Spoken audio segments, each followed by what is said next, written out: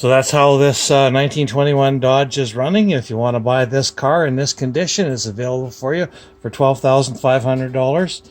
Just phone Nino and he'll be happy to let it go, because he's tired of working on this thing and he doesn't have all the skills you need and the tools you need and the knowledge you need to fix this beautiful car up.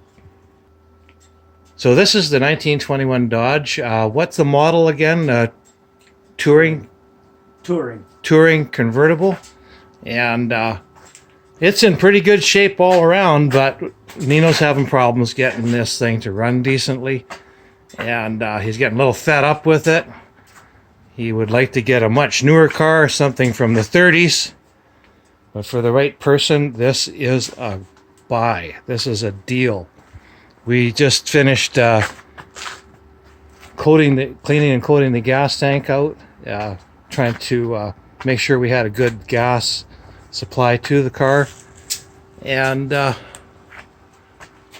I'm just going to try and help him sell this, because I'm sick and tired of trying to help him get this son of a bitch running.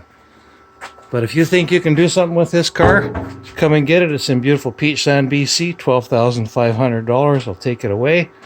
And then all its wonderful little problems and challenges can be yours.